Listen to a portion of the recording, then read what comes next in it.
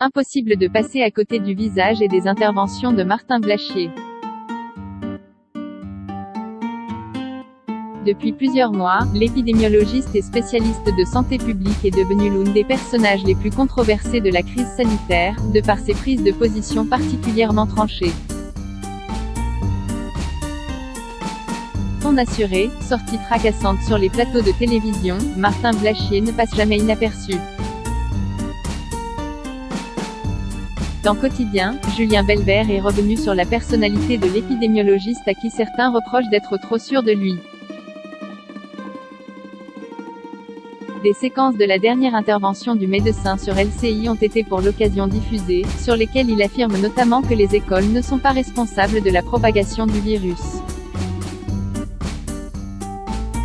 Dans un long portrait, Libération le qualifie de gandin au long bec qui ne se laisse pas intimider par grand monde, sait changer de monture au milieu du gué et va vers son risque, à mesure qu'on s'habitue à le regarder. Son assurance, ses prises de parole sur les décisions politiques et son avis sur Olivier Véran ont d'ailleurs encouragé certains à penser que Martin Blachier se serait lui aussi bien vu au ministère de la Santé.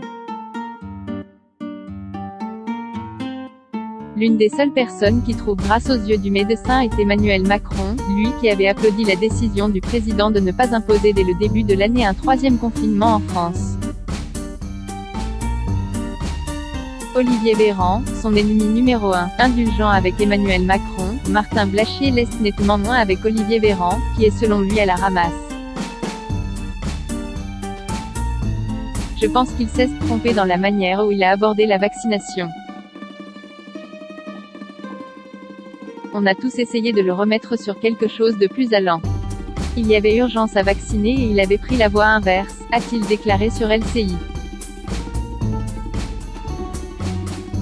Martin Blachier, qui s'en est également pris aux experts qui transmettent des peurs, a assuré, toujours sur LCI. Je pense effectivement que mon équipe a des capacités d'analyse de la situation qui sont à peu près supérieures à France à toutes les autres équipes.